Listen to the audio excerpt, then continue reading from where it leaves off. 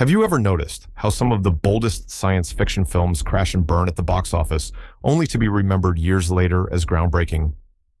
Japan has a treasure chest of these overlooked gems, movies that tried too hard, went too far, or were simply too strange for their time, but now feel ahead of the curve. Let's dive into 11 Japanese sci-fi bombs that actually turned out to be something great. Bye Bye Jupiter, 1984. A massive dream that burned too brightly. That's the only way to describe Bye Bye Jupiter. Released in 1984, this space epic was supposed to be Japan's answer to Star Wars. Toei Pictures poured in a massive budget, and the story tackled heady ideas. Overpopulation, dwindling resources, and humanity's desperate plan to terraform Jupiter itself. Sounds thrilling, right? Except audiences back then didn't think so. The film was dense, slow-moving, and packed with scientific jargon that went way over the average viewer's head. Instead of a thrill ride, most moviegoers got what felt like a science lecture wrapped in dazzling visuals. Critics tore it apart for being too smart for its own good, and the box office numbers sank fast. For Toei, it was a financial heartbreak. But here's the twist. Time has been surprisingly kind to Bye Bye Jupiter. When you revisit it now, you see something visionary. The effects, though dated, are ambitious for the era. The film predicted real concerns about humanity's energy crisis and climate survival decades before those conversations hit the mainstream. And the sheer scope of trying to transform Jupiter into humanity's salvation. That's pure science fiction gold. Sure, it's not an easy popcorn watch, but if you approach it with patience, the film reveals itself as an intellectual giant, something that dared to treat the genre seriously when everyone else just wanted laser battles. In short, Bye Bye Jupiter might have bombed at the theaters, but today it stands tall as one of Japan's most daring, misunderstood experiments in cinematic sci-fi. Casshern, 2004. Imagine watching an anime spring to life in overwhelming painterly motion. That's exactly what Casshern delivered in 2004. Based on the classic 60s anime series, the film was a bold attempt to reinvent a beloved character for the modern era. Directed by Kazuaki Kiriya, this live-action adaptation went all in on striking visuals, mixing digital backdrops, surreal landscapes, and experimental camera work that looked nothing like any film from Japan at the time. And yet, the movie stumbled. Critics blasted it as confusing and overstuffed. The storyline about a young man resurrected with the power to fight a terrifying race of beings was drowned under heavy symbolism and philosophical monologues. Instead of cheering, audiences walked out scratching their heads. It flopped in theaters, dismissed as a beautiful mess. But here's the thing. Casshern is one of those rare films that grows in reputation with age. Its bleak tone and cyberpunk aesthetic feel more relevant now than they did in 2004. The film touches on themes of war technology gone too far and the fragile line between savior and destroyer. And visually, it's a masterpiece. You could pause almost any frame and hang it like a painting. For fans of sci-fi, it's the kind of movie that rewards repeat viewing. Once you cut through the confusion, you find a haunting vision of a world crumbling under its own mistakes. It was too ambitious for mainstream audiences at the time, but today it's recognized as a cult favorite that dared to push Japanese cinema into bold new territory. Submersion of Japan, 1973. What if your entire country began to sink beneath the sea? That terrifying question was the premise of Submersion of Japan, released in 1973. Adapted from Sakio Komatsu's best-selling novel, this was one of the most ambitious disaster films ever produced in Japan. With an enormous budget for its time, cutting-edge special effects, and a star-studded cast, Toho Studios expected a blockbuster on the scale of Godzilla. At first, the hype was real. The movie opened big, but then audiences quickly cooled. Why? Because Submersion of Japan didn't pull its punches. Instead of flashy action, it delivered a grim, slow-burn story about the entire nation facing annihilation. The pacing was heavy, the tone relentlessly bleak, and moviegoers looking for escapism in the early 70s weren't ready for 2 hours of national tragedy. Financially, it fell short of expectations. Critics accused it of being overlong depressing and more suited for the evening news than the theater. Yet today many see it in a very different light. The film's seriousness, once criticized, is now its greatest strength. Its disaster sequences hold up remarkably well, especially considering the pre-digital era. Miniature work model ships and collapsing cityscapes were executed with astonishing detail. Even more fascinating is its lasting cultural resonance. In an age where natural disasters remain a very real threat in Japan, Submersion of Japan feels strangely prophetic. What once seemed too heavy now looks like brave storytelling. It dared to ask, what happens when survival means abandoning your homeland? That question makes it not just a disaster flick, but a haunting piece of speculative sci-fi. Virus, Day of Resurrection, 1980. A global catastrophe on a scale few dared to imagine. That's what Virus, released in 1980, promised audiences. Known in Japan as Fukatsu no Hai, the film attempted something extraordinary, a sweeping international co-production about a deadly contagion wiping out most of humanity. Shot across multiple continents, starring an international cast that included George Kennedy and Olivia Hussey, and running well over 2 hours, this was Japan swinging for the fences. The gamble didn't pay off. The movie was too long, too somber, and too fragmented for mainstream audiences. In Japan, it barely recovered its enormous production costs. Overseas, it suffered from being chopped down into shorter edits, which only made the already complex story harder to follow. Critics called it bloated, self-serious, and far too depressing. But give Virus another look today, and suddenly it feels eerily ahead of its time. Its depiction of a world brought to its knees by a runaway disease plays like a chilling forecast of global fears we know all too well now. The film's meticulous attention to detailed military responses, scientific debates, and the fragility of international cooperation was unlike anything else in Japanese sci-fi cinema of its era. Sure, it's not a fun Friday night watch, but if you want a film that takes science fiction seriously, that dares to paint humanity at its breaking point, Virus delivers in spades. It's not just a disaster epic. It's a time capsule of Cold War paranoia and global anxieties. A box office failure, yes, but also one of Japan's most daring and underrated sci-fi visions. Returner, 2002. What if you mixed The Matrix with The Terminator and threw in a dose of Japanese action flair? That was the recipe behind Returner, released in 2002. Directed by Takashi Yamazaki, the movie followed a time-traveling heroine from the future, trying to prevent an alien invasion, teaming up with a modern-day hitman in a high-octane fight to save humanity. It had everything on paper slick: visuals, martial arts combat, futuristic gadgets, but when it hit theaters, audiences weren't sold. Critics complained it borrowed too heavily from Hollywood hits, calling it a copycat sci-fi. And to be fair, you can't watch it without noticing echoes of The Matrix, The Terminator, and even E.T. Its box office numbers sagged, especially compared to the American imports dominating theaters at the time. Yet beneath the surface, Returner has charm. Its visual style was ambitious for Japanese cinema of the early 2000s, blending wire-fu choreography with CGI spectacle. The partnership between the stoic anti-hero and the determined time traveler gave the film a pulse of character drama that critics often overlooked. And the movie wasn't afraid to play with big ideas about destiny, sacrifice, and rewriting history.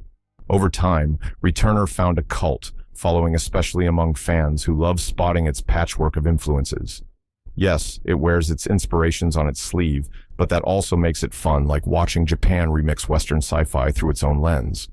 It may not have been a critical darling or a box office smash, but it stands today as a stylish, entertaining oddity that deserves more credit than it ever got.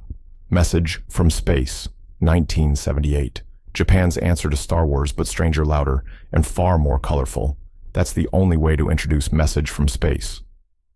Released in 1978, Toei Studios greenlit this film in a rush to cash in on the global success of George Lucas's blockbuster. With glowing space seeds, flamboyant costumes, and even a legendary actor like Sonny Chiba, it promised spectacle on par with Hollywood. But when it finally blasted into theaters, audiences didn't exactly cheer. The movie was ridiculed for being campy, overly chaotic, and just too bizarre. It cost a fortune to make, and ticket sales came nowhere close to saving it. Critics called it a Star Wars knockoff, and even Japanese fans found it too clumsy to compete with the real thing. At the box office, it was a complete disappointment. Yet, here's the twist today. Message from Space has a vibrant cult following. It's wild, it's messy, but it's also incredibly fun. Unlike the polished style of Lucas Toei, leaned into Japanese theatricality, delivering a kaleidoscope of color and energy that makes it stand out decades later. The glowing space walnuts that summon heroes from across the galaxy might sound silly, but they give the movie a fairy tale charm. In fact, modern audiences tend to embrace the camp as part of the appeal. You don't watch Message from Space for a tightly written plot. You watch it for the audacity of a studio trying to out-Star Wars Star Wars. And in some ways, it's better remembered because it failed. A glorious box office bomb that became a midnight movie treasure. Zeiram, 1991. What if a bounty hunter battled a nearly indestructible alien in a deserted city?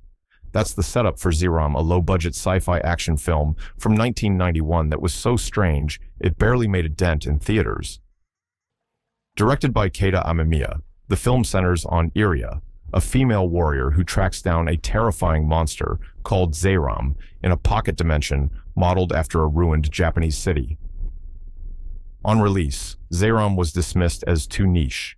Its theatrical performance was negligible, earning little recognition outside of hardcore sci-fi circles. Mainstream audiences didn't know what to do with a film that blended tokusatsu creature effects, martial arts, and cyberpunk vibes into one eccentric package. But for those who stuck around, Zeiram revealed itself as a hidden gem. The monster, designed an eerie, biomechanical creature with a grotesque face sprouting from its headgear, is unforgettable. The practical effects, though modestly budgeted, give the film a gritty, handmade energy. And Iria, played by Yuko Moriyama, became a cult hero, so much so that she later headlined her own anime spin-off. Over the years, Zeiram has grown in stature, especially among fans of Japanese genre filmmaking. What once seemed too weird has become exactly why it's celebrated. It may have bombed in theaters, but as a home video favorite and a cult classic, Zeiram proved that sometimes the strangest experiments leave the deepest mark. Casshern Sins, 2008. Imagine rebooting a legend by tearing it down and rebuilding it into something hauntingly philosophical. That's what Casshern Sins attempted in 2008. This anime series reimagined the classic Casshern character not as a straightforward hero, but as a tragic figure wandering a dying world hunted by robots and burdened with the guilt of humanity's downfall. When it aired, audiences didn't flock to it. Ratings sagged, and many longtime fans of the original anime felt alienated. The story was slow-heavy with symbolism and far from the flashy action they expected. Commercially, it stumbled hard.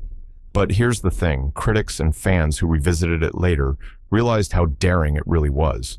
Casshern Sins wasn't about cool fights. It was about existential dread, the futility of violence, and the search for redemption in a ruined world. Its bleak beauty with washed-out colors and dreamlike pacing was unlike anything on TV at the time. It bombed as a broadcast show, but today it's hailed as one of the most unique anime reinterpretations ever made. For fans who crave sci-fi that asks tough questions instead of just entertaining, Casshern Sins is a revelation. A box office or ratings failure, yes, but also proof that sometimes failure frees creators to aim higher. Space Travelers, 2000. A sci-fi film about a bank robbery? That's the strange, unexpected mashup behind Space Travelers, released in 2000. Directed by Katsuyuki Motohiro, the story follows three bumbling criminals who botch a robbery and end up taking hostages. To pass the time, the hostages and robbers bond by imagining themselves as a team of futuristic heroes, the Space Travelers. What starts as a tense heist drama slowly morphs into a quirky sci-fi fantasy inside their minds. Audiences didn't know what to make of it. Too eccentric for crime fans and too grounded for sci-fi fans, it fell through the cracks. The marketing couldn't decide what to sell. Was it a suspense thriller, a comedy, or a genre-bending experiment? Ticket sales reflected that confusion, and Space Travelers flopped. But give it a chance today and you'll discover a hidden gem. The heist setting provides tension, but the sci-fi imaginings add surprising warmth. Each hostage projects themselves into a grander, more exciting version of life, using science fiction as an escape from the chaos of reality. It's clever, heartfelt, and visually inventive, blending gritty realism with colorful fantasy sequences. At its core, Space Travelers is about ordinary people reaching for something bigger, finding strength in collective imagination. That theme resonates far more now than it did back in 2000. What once seemed like a marketing misfire now feels like an inventive story about the power of belief. A commercial dud, yes, but also a bold reminder that sci-fi isn't just about spaceships, it's about hope. Battle Heater, 1990. What if the deadliest threat in your home was a cozy table? That's the wild premise of Battle Heater, a bizarre sci-fi comedy released in 1990. The film Fujio centers on a kotatsu, a heated Japanese table that becomes possessed and wreaks havoc on a small town. Yes, you heard that right, a sci-fi horror comedy about a killer piece of furniture. Unsurprisingly, mainstream audiences stayed away. Reviews at the time were baffled.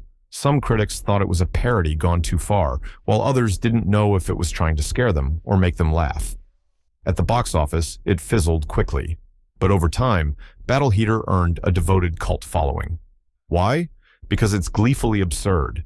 It takes a mundane household object and turns it into a bizarre sci-fi monster, leaning into slapstick humor and surreal imagery. For fans of offbeat Japanese cinema, it became a beloved oddity, the kind of film you discover at a midnight screening with friends and never forget. The genius of Battle Heater is that it embraces its own ridiculousness. Instead of apologizing for the premise, it doubles down, creating a world where the strangest things can happen. And that boldness, the willingness to make something this unusual, is what makes it endure. It bombed when it came out, but today it's remembered as one of the most joyfully weird entries in Japanese sci-fi history. Gunhead, 1989. Japan's first big stab at a robot action blockbuster. That's what Gunhead, released in 1989, was meant to be. The movie followed a group of scavengers who infiltrate a ruined island fortress run by a rogue supercomputer, only to awaken an abandoned war machine called Gunhead. With its hulking mecha battles, cyberpunk setting, and gritty atmosphere, Toho hoped it would be their next big sci-fi franchise. Instead, it flopped hard. Critics dismissed it as messy and confusing. Audiences found the plot convoluted, the pacing uneven, and the characters underdeveloped. Despite impressive production design, it simply couldn't compete with Hollywood's slicker robot spectacles like RoboCop. Financially, it was a bust. And yet, watch it now, and Gunhead feels strangely ahead of its time. Its grimy cyberpunk aesthetic, clunky but practical mecha effects, and dystopian setting ooze atmosphere. The film doesn't just copy Western styles, it brings a Japanese sensibility, making its giant robot feel less like a superhero and more like a desperate tool of survival. For sci-fi fans, that grit is the charm. It's messy, yes, but it's also bold, creative, and unlike anything else of its era. In hindsight, Gunhead paved the way for a wave of darker Japanese sci-fi in the 90s. It bombed in theaters, but it left behind a legacy that outshined its box office fate. So there you have it, 11 Japanese sci-fi films that failed to make money, but succeeded in making history. They remind us that box office numbers don't always measure greatness. Sometimes it takes years, even decades, for audiences to catch up. Which of these hidden gems have you seen? Drop your thoughts in the comments, hit subscribe for more forgotten classics, and tell me what other failed films deserve a second look.